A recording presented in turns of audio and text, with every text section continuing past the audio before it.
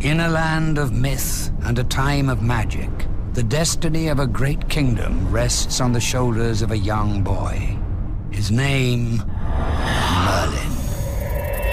Where Arthur, when he is trying to tell his squad what to do by going on a new attack formation, goes to Lancelot, who wants to help by simply saying, "You're not a knight yet, so I moved your final test up to the morning for the final test." Which, if you guys remembered from early on in the video, I said was a 1-minute combat trial with Arthur.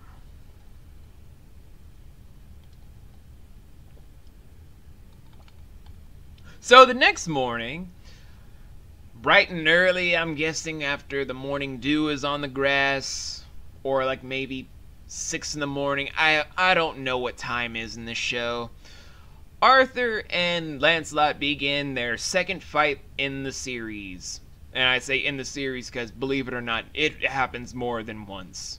Trust me, this is going to be a running gag throughout a lot of their time together. And so, watching it from the sidelines, we have Gwen and Merlin, who have a tiny shipping moment on the sidelines. Or so it would seem if it was just her being worried about Lancelot instead. But it's up to interpretation by the viewer if she was just trying to get comfort from Merlin for them to be closer, or if she was worried about Lancelot. Just leaving it out there. Anywho, as soon as he's placed on the ground by Arthur, we think it's over during the slight fight that's happening. I didn't even want to talk about the fight because, honestly, there's a better fight between them coming up that I want to focus on more. But Lancelot uses the time to use one of Arthur's tactics against him by poning his ass like a boss. Fuck you, Arthur. There's a better knight in town, son. God, why am I sounding like this? Anywho, after owning Arthur's ass, he is publicly knighted by Uther himself to become a Knight of Camelot, which is pretty fucking awesome. However, Morgana and Gwen are now checking out Lancelot because, you know, them chiseled good looks will get any woman for him. Any woman. But I'm not going to talk about how the ladies want to bone Lancelot. We're just going to move on from there. We have to move on to Uther just waxing boring talk to Lancelot, which I would skip, except he tries to unravel Lancelot's lie by acknowledging that the Lord of Northumbria only has 4 sons, where he doesn't have a 5th one. Now, the thing that Lancelot could have done are many different things to keep up the lie. He was a bastard child from the Lord of Northumbria that he didn't want to acknowledge because it was with someone that wasn't noble. He was sold off and no one wanted to keep records of it because they wanted to keep that record away from Uther because of fear of, you know, being attacked and having stuff ransacked from them and having hostages. Or just that the dad didn't want to acknowledge him because of something that was personal going on in the family. There are a million different ways to get kept up the lie, but he was just like, well, I'm here now. Which set up for Uther to send off everything to Gandalf the Librarian to discover if it was a forgery or not. But enough about that heavy stuff. Party in Camelot! Woo! Yeah! Party in Camelot! Party in Camelot! Anywho, enough about that excitement. Gaius and Merlin within the party are holding commentary on Lancelot's current position and also referring to the show's central themes, which are of destiny, fate, and coming times when it comes to Lancelot's actions within the show. Seeing as how Gaius still believes that Merlin was basically playing God with Lancelot's fate. However, it's more or less giving a slight inkling into Lancelot's future lot. And I would explain why but that is, once again, for a later discussion. Just going in there. But we have to cut from the party briefly to going into Gandalf the Librarian uncovering the fake seal. Damn you, Gandalf the Librarian. Didn't your fathers teach you how to not snitch? Anywho. Back to the party, we have Lancelot and Arthur, where Arthur is pretty much trying to get Lancelot's own opinion on the factor of beauty from one lady in the party in particular. And while Arthur is talking about Morgana, Lancelot is talking about Gwen, where they both pretty much say that openly both those ladies are beautiful, while looking at them very longingly and having a scene of Morgana sluttily licking on a piece of fruit or I think her lips, and is just kind of like, Like, I don't know if that's supposed to be like a turn on for guys or something, but for me it just kind of looks like, you have something that you're trying to lick off your lips. I think you got the frosting off, baby. Now can you get back to making out with me? So we then have to cut from those two to cut to Merlin and Gwen, where Merlin finally says what the entire audience is thinking, that Gwen has the hots for Lancelot. And finally my ship has arrived to start sailing into its inevitable doom. See, I could have a ship too that will die out pretty soon, Merlin x Gwen fans. But Gwen is just like, no, of course not. Don't be ridiculous. No. Well, afterwards, Merlin's just like, I'm pretty sure you wouldn't even find your type if he was standing right in front of you. With Gwen obviously crushing on him when he's super oblivious to it. But it's like, fuck it, whatever. I don't even care. However, I made a note of this being a slight continuity nod to the source material, where there is a real-life love triangle between Arthur, Gwen, and Lancelot. We'll get into that later. So, we then have Arthur setting a toast for Lancelot about him becoming a Knight of Camelot. And then cutting to the next day, where after they're fucking hungover, Gaius decides to do the one thing that pissed me off the most in this entire episode. He gave them an immediate hangover cure. What the fuck, Gaius? If there is a hangover cure that you made that existed, share it with the world, you bitch. I don't want to have friends with hangovers that are like crazy. Give us your cure, damn it. We demand your cure, you bitch. Sorry, I got a little mad there. So after a brief bit of merriment between the three gentlemen, where they're just like,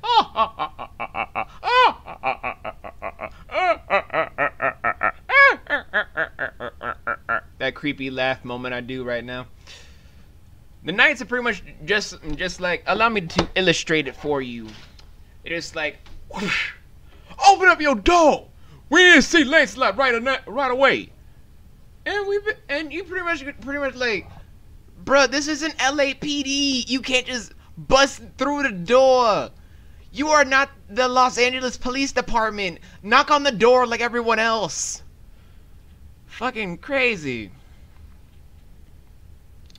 Anywho, from that point on, just breaking an entry and then taking Lancelot without, giving a warrant, just going off by the authority of the king and just rob people from their own domicile, cause fuck their own rights and liberties, just bust through the house with force entry and start snatching people. I like to pretty much see the fan theories that Camelot is just Los Angeles in Britain. Because cops are basically just knights that don't give no fucks about human rights. Just like, whoosh, get your ass on the floor! We searching your house! Ew. Uther and Gandalf the Librarian are pretty much going over what everyone else knows, that it's a forgery. And Interesting enough, the genealogist admits that Merlin's magic can create one of the finest forgeries in the land, but it's a forgery nonetheless, which goes back into my whole fake ID career thing that he could do if he's immortal. Anywho, Uther decides to strip Lancelot of his knightsmanship because he's not a noble, and even decides to stick it in more by saying he'll never be worthy of it because of his bloodline. Go fuck yourself, Uther. So, Arthur and Uther decide to briefly debate over the contents of the Code of Camelot, which frankly should have been done a long time ago by a lot more people. But we have to cut from that to Merlin having to go to Lancelot to ask for forgiveness for bringing him into this mess in the first place. But Lancelot is pretty much a solid guy, saying it wasn't your fault, you were just trying to be a good friend, I did this to myself, but do me a favor and stop blaming yourself for putting me in this. I had the option to not lie, but I did. You are still my friend, I still care, just stop blaming yourself. Which is a real cool man right there. That right there earns my respect. So anyway, after going home somberly over the fact that his friend's in jail, Gaius decides to reveal what everyone else probably knows by now, that the creature is a griffin. And as soon as he reveals that, the bell tolls once again as the griffin arrives in Camelot. Again. At least I think again. I think I skipped over a lot of different details about the griffin and just immediately brought in the Goon Squad moment several pages earlier. If I did, I apologize. I probably did that because I wanted to get that moment out of the way to go into a lot more detail of things. So, just take what I said about the Goon Squad part to this part, and we're good. So, from there, Uther is informed by Gaius about the griffin being magic-born and can only be killed by magic. But oh wait, there's that law against magic. Okay. So there's a ban on magic. We have a creature that can only be killed by magic. If only there was a person in charge that could pass a law that unbans the use of magic and would be a really smart king for being not only understanding, but also very rational about there being a good and a bad to everything. Oh, if only we knew someone that could do that. But we have Uther right now, so we have no one like that in the show just yet. But as soon as Uther just hears that it's a creature born of magic, he's just like, no, I'm not listening, I'm not listening. We can kill it with just our weapons, right, son? And Arthur's just like, no, Gaius is right. It's a creature made from magic. It is a creature made from magic. Ah! Damn, Mike. But yeah, it's a creature made from magic. But Uther's just like, nope, not listening. Just get your knights and prepare to roll out, bitch. I ain't listening. Blah, blah, blah, blah, blah. So then Merlin and Gaius decide to discuss the current events going on in the show, about what they're going to do about the griffin, how they're going to save Arthur this week, because it's kind of like routine. We need to save Arthur. How are we going to do this? Well, there's this, that, and the third thing. We could tell Uther to use magic. He'll never listen. But we can go into the big magic spell so that you can save him. So I can save him. Yes, it's your destiny. But I'm not powerful enough. You can do it. No, I can't. You can do it. No, I can't. You can do it. Okay, Dad. And just goes into place for that as they decide to look into the big spell book for the new spell of the episode. And Lancelot is visited by Arthur, where after he's berated for what he did and just being said that he fights like a knight, Arthur is telling him that he is set free and to never come back to Camelot, because he's setting him free on the fact that he believes that he deserves better than the prisoner's life. Anywho, we then have to cut back to Merlin learning a new enchantment spell, where we have to go through the trial segments of it, where he tries to get the magic spell done right the first time, but he has to practice it over and over again. But we have to go into Lancelot going to Gwen for some armament to help save Arthur from danger, which leads us to some more Gwen x Lancelot shipping. Ah, glorious shipping of those two.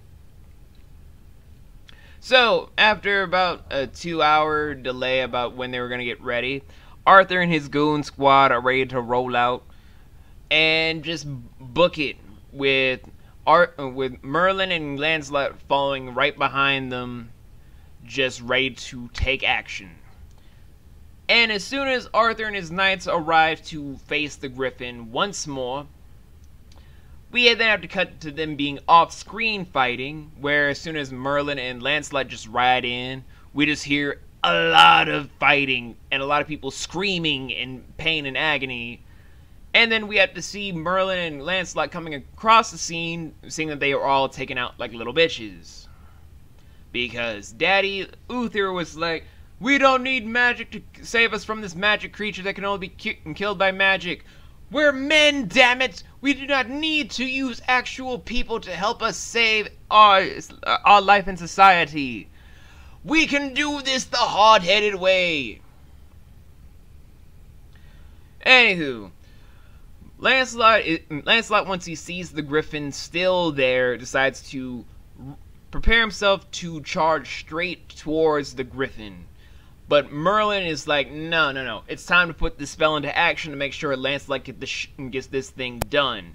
And after enchanting Lancelot's weapon of a javelin at least 3 times with an incantation, the spell takes form where the javelin becomes a pure blue flame sort of weapon, preparing to strike the beast with straight precision. As soon as it's stabbed, it is immediately killed. Thus, Lancelot and Merlin have saved Arthur's ass. But that won't be the last time they save his ass, because Arthur is constantly getting himself killed at this rate. Seriously, the fact that Merlin doesn't kill him himself to just get it out of his way is astounding from all those that say it's his fate to save him. Anywho, after that action, Merlin decides to run off to not be found by Arthur as he's awakening, to see that Lancelot himself has killed the Griffin, without knowing that Merlin saved his life. Again. And then we have to cut from there to all the knights going back to Camelot, where Uther at first is congratulating Arthur for killing the beast. But then as soon as he learns that not only was he the one to not save Camelot, but it was Lancelot, his expression goes from honor and pride to disdain and anger that a commoner would do such a thing. Like, how dare you kill the Griffin and come back here to honor bound us with actual camaraderie and being a gentleman? How dare you be a good person and actually do things that we noblemen haven't done for fucking ever? Ass. Which at this point you're kind of like, is Uther even sane enough to be king anymore? Can we just replace him now? So, Uther and Arthur prepare themselves for one of the biggest debates that they have, but not before having a small bit of it erased from having Merlin and Lancelot meet up outside the doors of the big throne room, where as soon as we get back into that, we have Arthur and Uther having a giant, full-on debate on the current code of Camelot, which should have been done a fucking long time ago. I keep saying this.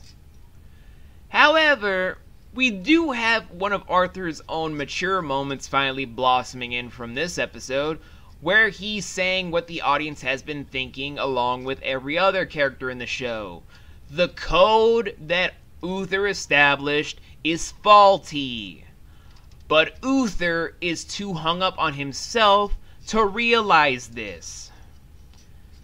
And yet they're only debating this because of Lancelot, because of some weird thing that Uther has against him for being a commoner. Again, stupid. But we cut away from that to having Lancelot reveal that he knows that Merlin knows magic and can use magic, but swears to keep his secret. However, after all the events have transpired, Lancelot decides to end it all by bursting through the doors, saying that he'll leave Camelot forever until he can prove to himself that he can be a knight worthy of serving Camelot. Which left Uther speechless, because I'm guessing he thought that by the time that would happen, he himself would be dead, and that would be under Arthur's rule, which gave him a lot to think about, I think. Or Uther was just a fucking moron and just kept silent because that's the fucking great thing that he's supposed to do, keep fucking silent. I know I keep swearing about this, but I really hate Uther Pendragon, if that wasn't clear enough. Anywho, we then have to have Lancelot saying that he'll leave, but it won't be the last time he'll see the Pendragons, which is again true, but again later video to discuss. After which, it's the next day. Gwen watches him leave before going off to serve Morgana.